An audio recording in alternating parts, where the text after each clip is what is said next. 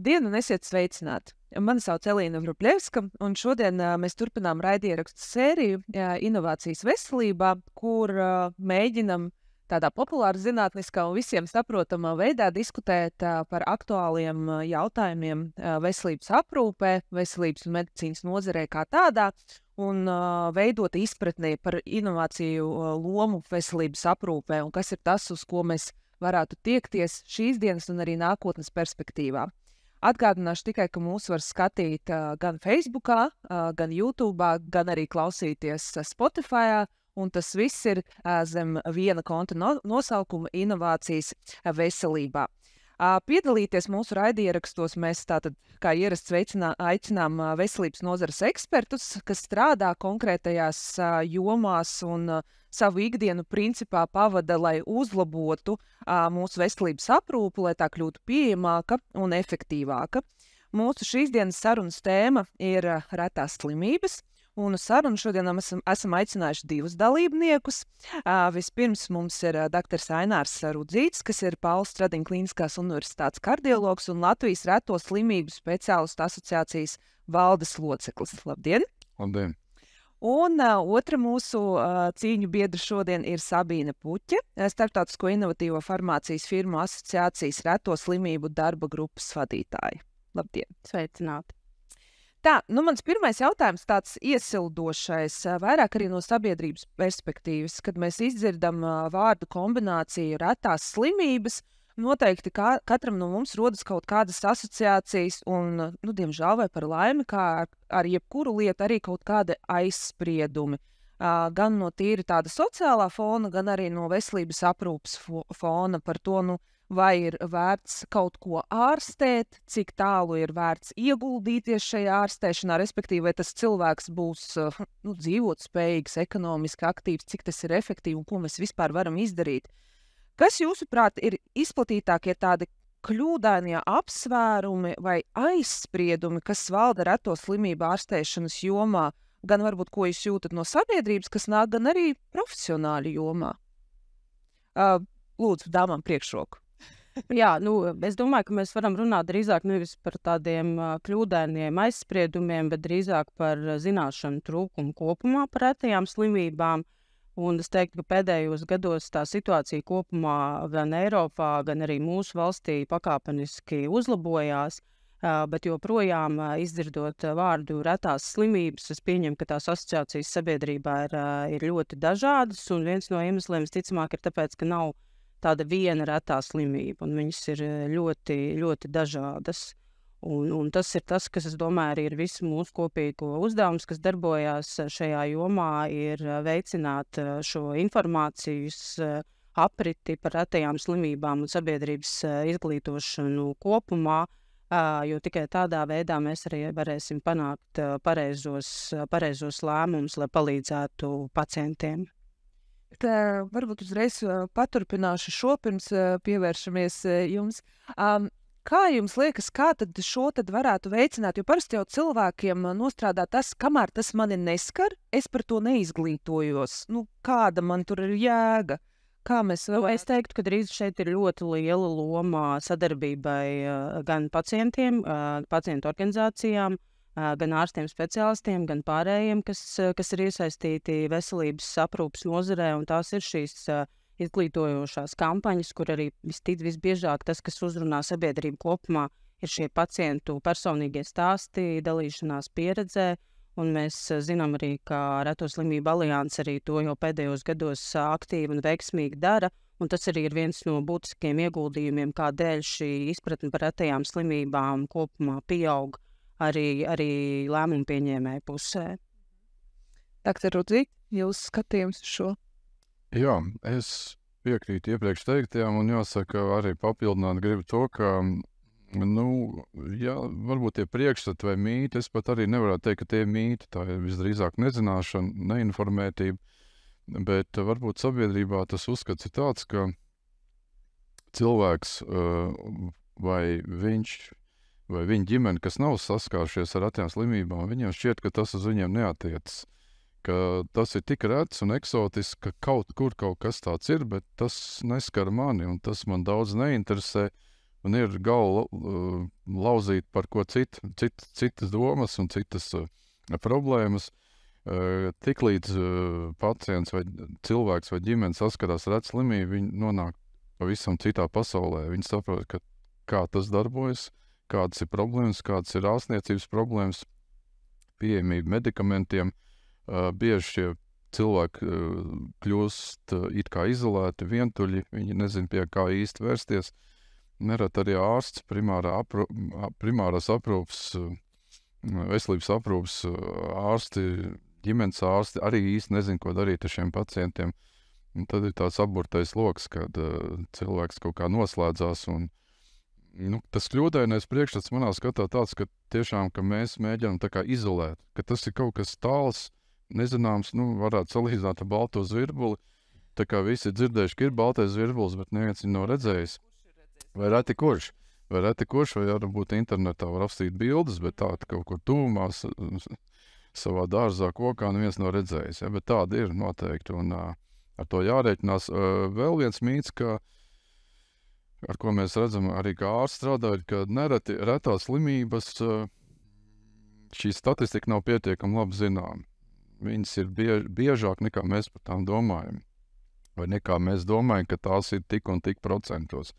Tad, kad sākam jau mērķiecīgi meklēt, vai ir sijājošā diagnostika, jeb skrīnings, tad šīs retās slimības kļūst arvien biežākas un atrodam biežāk. Tā kā ar to jārēķinās, un no ārstniecības viedokļa gribētu teikt to, ka pret pacientu ar reto slimību vajadzētu attiekties tieši tāpat kā jebkuru citu slimību. Nevajadzētu šos pacientus atdalīt no sabiedrības kaut kā īpaši. Jā, protams, viņi prasa īpaši pieeja, bet katrā ziņā nedrīkstētu norobežot šos pacientus un viņu ģimenes locekļus no sabiedrības. Jā, tātad vairāk domāt arī no ārstniecības perspektīvas par šo te pilnvērtīgu dzīvi un pilnvērtīgu palikšanu sociālajā lokā, un varbūt netik daudz uzsver to slimības retumu vai ekskluzivitāti, varbūt, kas tevi kaut kādā brīdī arī dzen izolē. Ja drīkst vēl jāatzināt, doktor Rudzīša teiktiem, es domāju, būtiski arī ir tas šī diagnostika arī, kas tika jau minēta, jo, ja mēs zinām, ka Latvijā šobrīd ir apmēram 16,000 cilvēki ar dažādām retajām slimībām, nerad tas ir pat 1 vai 2 cilvēki, tad kopumā pēc pasaules pieredzes viņiem vajadzētu būt apmēram 10 reizes vairāk. Tas nozīmē, ja mēs paskatāmies, tad tas cipars tomēr pret Latvijas iedzīvotāju skaitu dienas beigās vairs nav tik maz. Un tā kā tas skar pietiekami daudz cilvēkus, tikai viņi diagnostikas, teiksim, sarežģījumu dēļ vai pieejamības diagnostikai vai arī šo pašu ģimenes ārstu mazo zināšanu dēļ par retajām slimībām nenonāk līdz šai diagnozē. Un tas ir tas arī, ko mēs dzirdam no reto slimību pacientiem, ka ļoti bieži viņi gadiem maļās pa veselības aprūpas sistēmu, ja tā drīkst izteikties, kamēr viņi nonāk līdz savai diagnozē. Retās nemaz nav tik retas, jo tas ir 6 līdz 8% populācijā Eiropā, un tas ir Eiropā vidēji 30 miljoni. Ja? Un kā jau minējāt, tas Latvijā varētu būt varbūt pat 150,000 šādas diagnozes, dažādas, ļoti dažādas. Retās slimības varbūt 6 līdz 8,000, un daudz no tām varbūt nekad arī Latvijā nesastaps, un arī ārsti tik retas, ja, ka pasaules kontekstā varbūt mēs viņus nekad neredzam, bet ir tādas. Noteikti ir reto slimības, ir diagnostika nepietiekama joprojām Latvijā. Un es teiktu, ka tas ir arī viens no izaicinājumiem par reto slimību izglītošanu un sabiedrības informētību, ka nav viena tāda retā slimība, kā es iepriekš teicu, viņas ir daudz un dažādas, un arī pacientu vajadzības un veselības stāvokļi ir ārkārtīgi dažādi. Vai tad mēs arī varam runāt no veselības aprūpas speciālistu puses arī ir savā ziņā tāpatās kā ar mūsu ģimenes locekļiem, ar draugiem, ka viņiem varbūt ir mazākas kompetences, kā tikt ar to galā, kamēr mēs neesam saskāršies. Līdzīgi varētu būt arī ar veselības aprūpas pakalpojumu sniedzējiem. Ja mēs neesam pieredzējuši, kā jūs sakat, ja ir slimības, kuras vienkārši nav pie mums, it kā nav. Tad ir arī ārkārtīgi grūti viņas nodiagnosticēt un pateikt, ka nē, viņas starp citu mums ir šādas slimības un mums ir šāda saslimšana. Un tas, ko jūs teicāt, arī tā maldinoši, laikam, tas nosaukums vai tas apzīmējums retās slimības mums maldinoši rada priekšstatu par to, ka tas ir kaut kāds 1 no miljona. Un visdrīzākais mums pat nevajadzētu, varbūt pat nevajag par to tik daudz runāt, diemžēl. Tā, doktor, no jūsu perspektīvas, izņemot tad šo diagnostiku, ko jūs identificējat, kas ir izaicinājums, kas vēl iztrūkst reto slimību aprūpē Latvijā? Tā, ja mēs pat par prioritātēm mēģinām salikt, droši vien grūti būtu par prioritātēm salikt, jo veselības ziņā viss ir prioritāte. Mūsu veselība ir mūsu prioritāte. Bet, ja varētu mēģināt.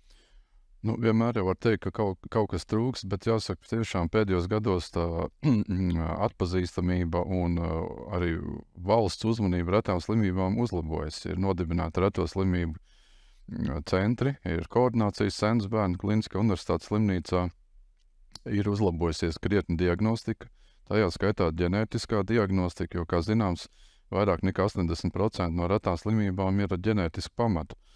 Tātad šī diagnostiskā sadaļa pamazām uzlabojas, bet kur noteikti mēs atpaliekam no Eiropas un pasaules, ir šī ārstēšanas pieejamība un specifisku medikamentu pieejamība, modernu, jaunatklātu medikamentu, efektīvu medikamentu pieejamību tieši to izmaksu dēļ. Tajā ziņā gan mums ir vēl daudz mājas darba, kas būtu jāizdara.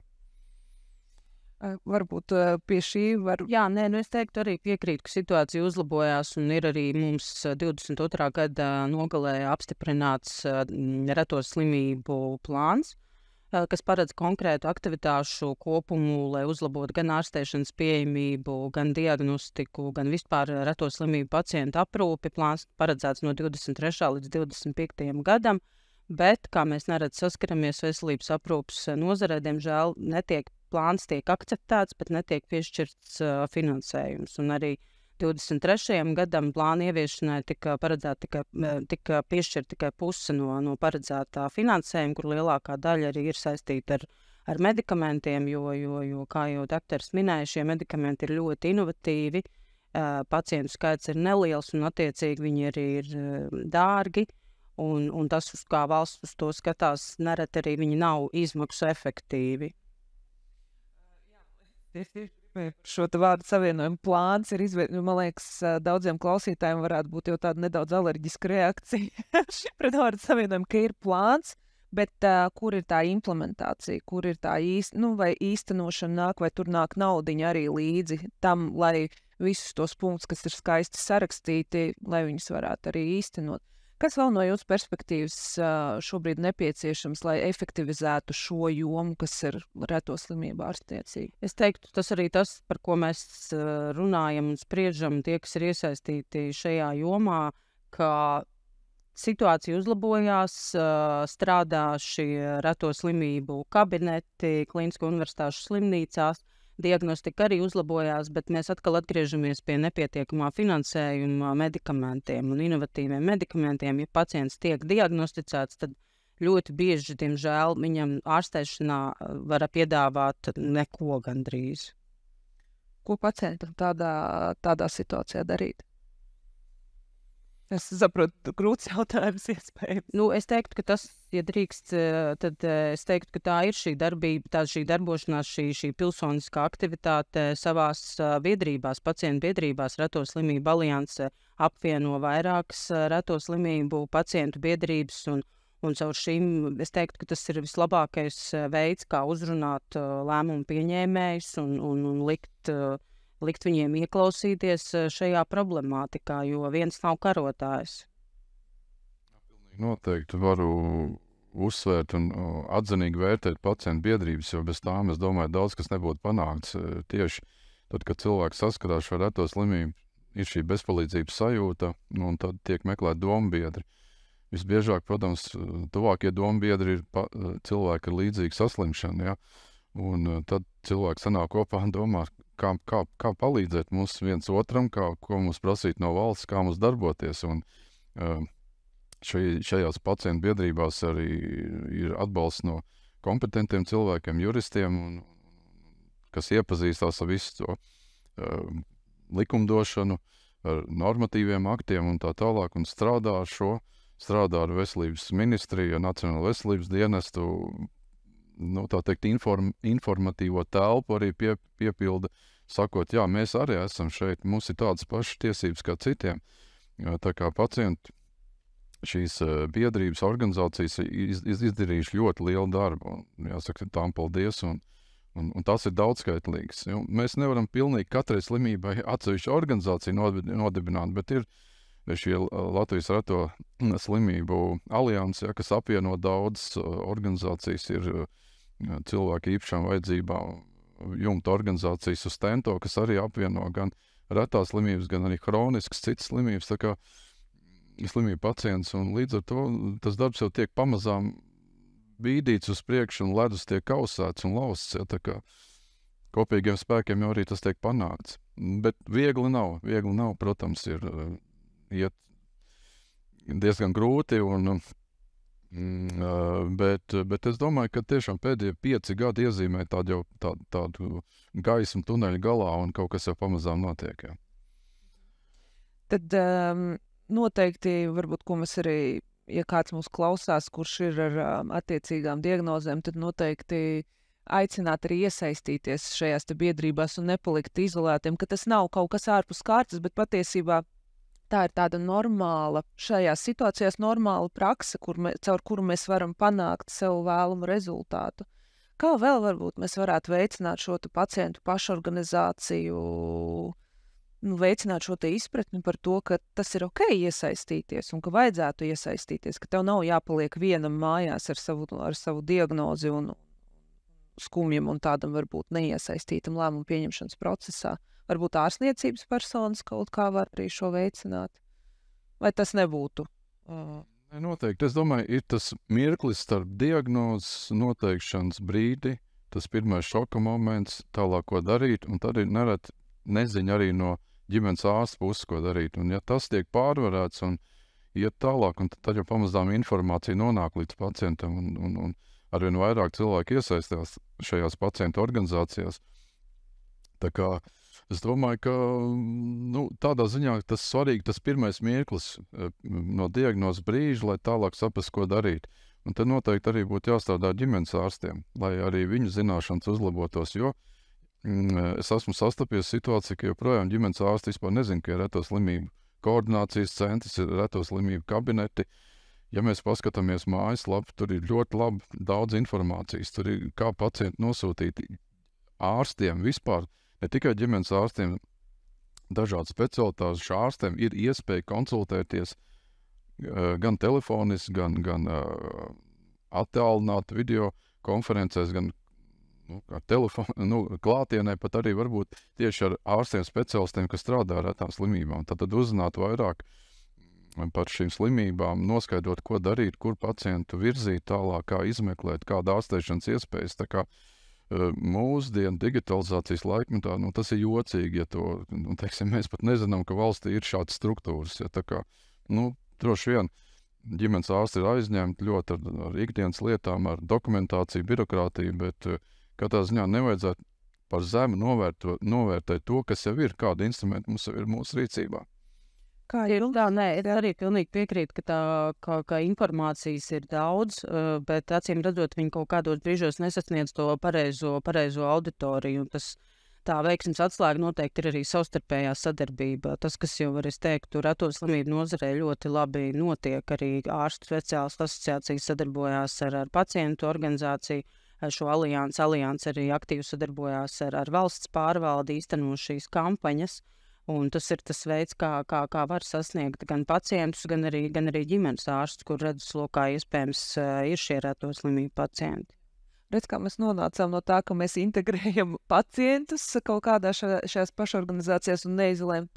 Tikpat svarīga šī integrācija ir arī ģimenes ārstiem, jo viņi ir tas tuvākais punkts pacientam, vismaz tas sākotnēji tuvākais punkts, izejas punkts, no kura mēs uzsākam diagnostiku un pie kura mēs laikam beigās arī tomēr atgriežamies. Es teiktu, ne tikai ģimenes ārsti, bet arī ārsti speciālisti, sevišķi reģionos, kur mazāk varbūt saskarās arī no pacientu skaita dēļ kaut vai tas, ko mēs arī dzirdam, un manuprāt arī šīs reto slimību speciālistu asociācija rīkotās reto slimību konferences 2 reizes gadā ir ļoti nozīmīgs instruments arī kā izglītot, jo tās ar katru gadu paliek arvien labāk apmeklētas arī no ģimenes ārstu puses, kas ir nozīmīgi arī tāda instruments, kā uzrunāt un kā izglītot. Tieši tā, jāpiebilst par šīm konferencēm, ka viņas ir pat cik tā ienāca šis hibrīda formāts gan klātienē, gan attālināti, vai arī Covid laikā tas bija tikai attālināti, tad jāsaka, mūsu apmeklējums ir ļoti liels. Tas ir varbūt viena no lielākajām konferencēm Latvijā, kur 2 reizes gadā notiek.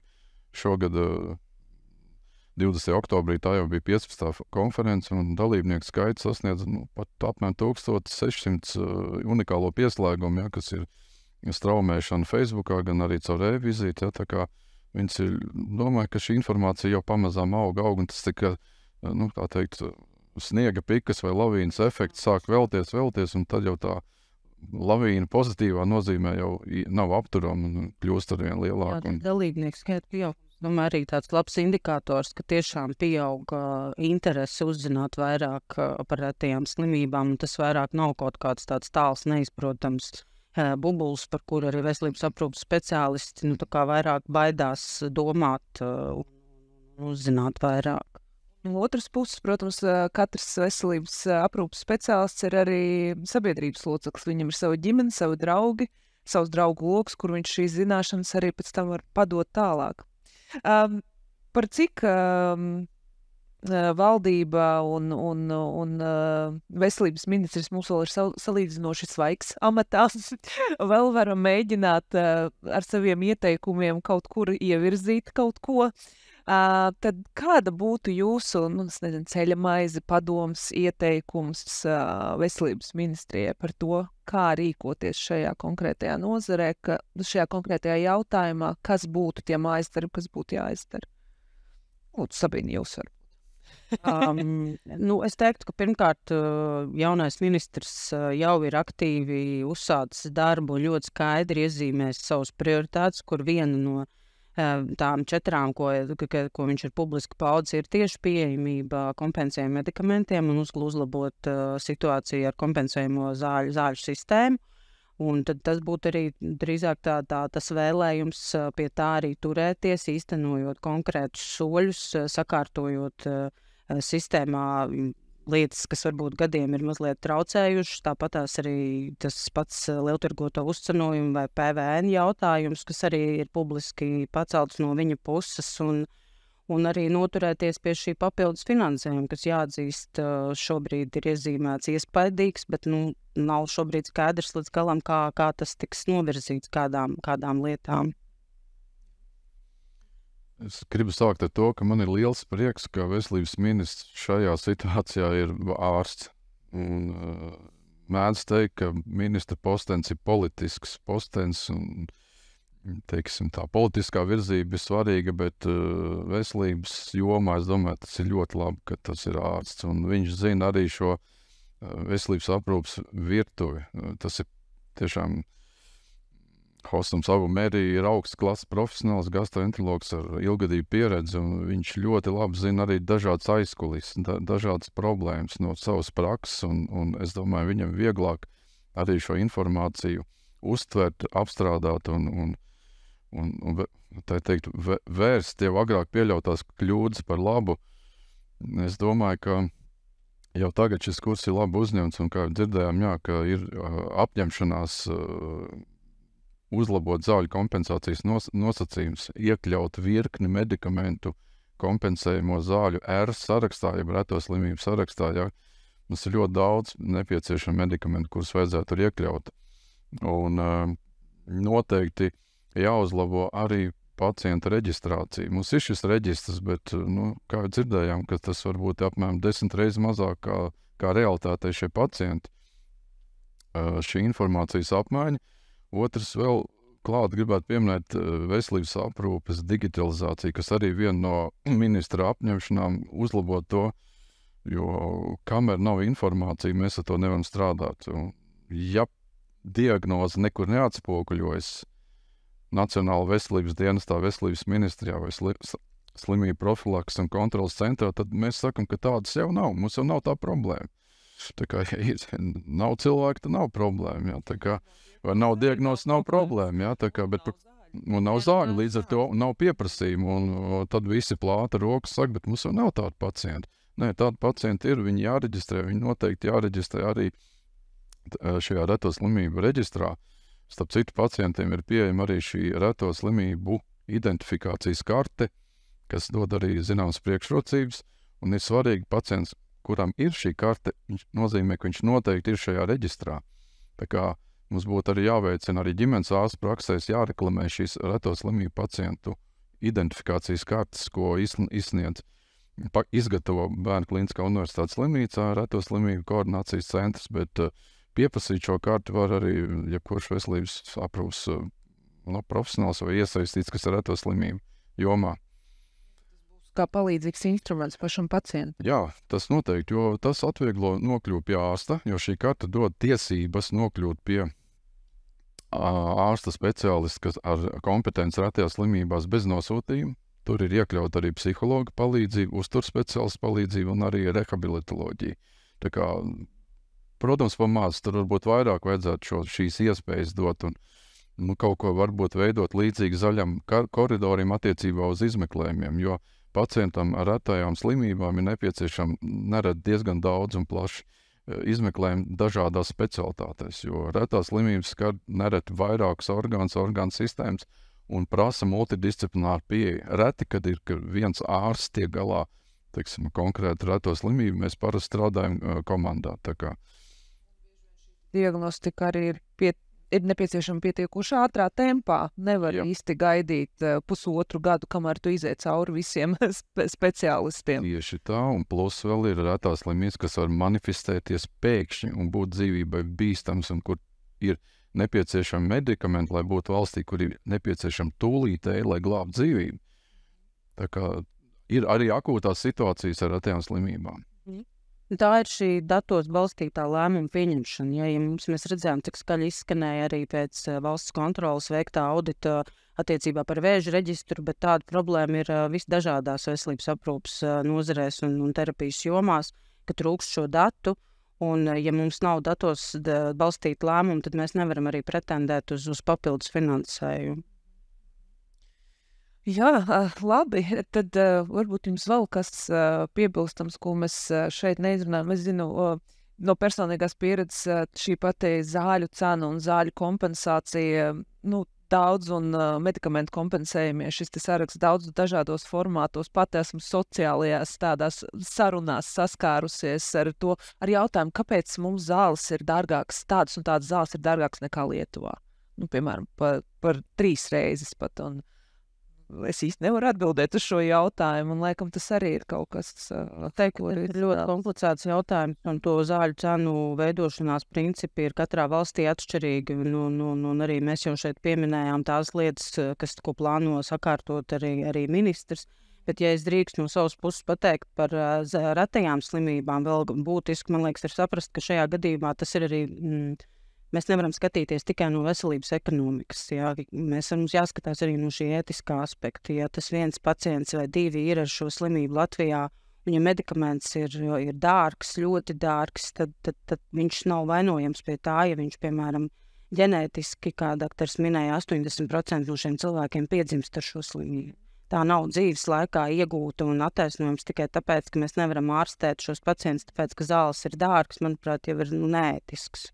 Jā, starp citu par šo ētisko un morāls komponenti. Nereti mums ir vajadzīgs tādi šokējoši dati, lai mēs sāktu rīkoties. Ka mums, diemžēl, vajag, lai tur nomirst, 100-150 cilvēki, lai tas ir tikai kā piemērs, lai tas ir pietiekoši akūti, lai mēs to tā uztveram, lai rīkotos, lai kaut ko darītu lietas labā. Un vai nav tā, ka šīs retās slimības, viņas tiek uztvertas kā tāds, teiksim, kā jūs teicāt par diagnostiku, ka viņi ir nepieciešami uzreiz, bet ka retās slimības ir varbūt kaut kas ir tāds dusošs, gulošs, attīstās lēnām, ir rets, līdz ar to nav tik akūts, un mēs varētu varbūt diezgan ciniski pateikt, un kas, ka pāris cilvēku vairs nebūs, vai ka viņiem būs grūtāk dzīve.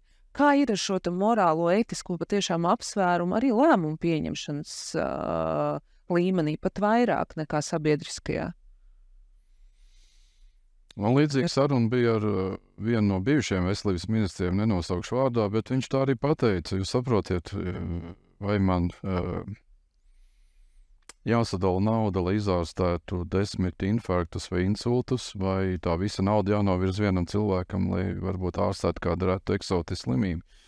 Tā ir tāda dilemma, bet tā ir ētiska dilemma, un mēs nedrīkstam pateikt tā, ka mēs ārstēsim tos, tur nauda pietiek, bet tos mēs neārstēsim. Kaut kā jāmēģina to līdzekļus sadalīt, harmonizēt, un jāsaka arī Eiropas Savienībā taču ir vienoti šie ieteikumi, ir plāni, ir veselības aprūpes politika, un nav jāizgudro viss no jauna. Ir šie Eiropas references tīkli, kur Latvija arī iesaistījusies daudzās nozarēs, un kā lai saka, mums soli pa solim, bet tomēr jāapzinās, ka pacients ar reto slimību tieši tāds pats kā jebkurš cits un pelnījis ir tieši to pašu. Ja tā ir vienīgā dzīvību glābjošā terapija, un ja tā ir dārga, ko darīs, tas jāsniedz.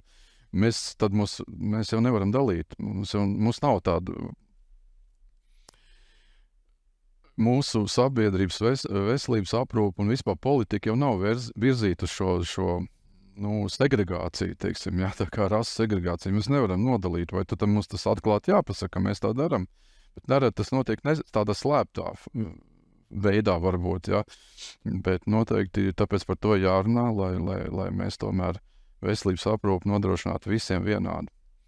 Vēl gribu piebilst, ka retās slimības nav saistīts visbiežāk ar dzīvesveidu, ar skaitīgiem ieradumiem, smēķēšanu, alkohola lietošanu. Diemžēl tas jau ielikts šūpulī šī slimības būtība, attīstības iespēja. Un tādēļ mēs nereti pret cilvēkiem, kas pret savu veselību attiecās nevīžīgi, smēķē, neievēro veselīgu dzīvesveidu principus, mēs viņam nežēlojam neko, bet cilvēks, kas varbūt piedzims un galīgi nav vainīgs pie tā, mēs viņu norobežojam no šīm iespējām. Tā kā daudz tāda ētiski jautājumi ir, Jā, vienīgais veids, es pilnīgi piekrītu, kā mēs ar to pakāpeniski varam uzlabot to situāciju šajā jomā, ir tas skaidrojošais darbs, jo vairāk sabiedrība zinās par šiem pacientiem 1, 2, 30, 50, jo vairāk, es teiktu, būs grūtāk izvairīties no tā, ka arī viņi ir pelnījuši sev cienīgu veselības aprūpi un arī investīcijas savā veselības aprūpē, pat ja tās ir 10 reizes dārgākas kā kādā citā jomā. Paldies, man liekas, ļoti laba nocis, kuras arī pabeigta, ka visi ir cienīgi saņemt cilvēku cienīgu veselības aprūpi, neskatoties uz to, kāda ir saslimšana un cik daudz cilvēku ar tādu saslimšanu ir, vai ne? Labi, saku jums paldies par sarunu, paldies mūsu klausītājiem, skatītājiem. Atgādinu, ka šis bija raidieraksts Inovācijas veselībā, un mēs ar jums noteikti tiksimies arī citos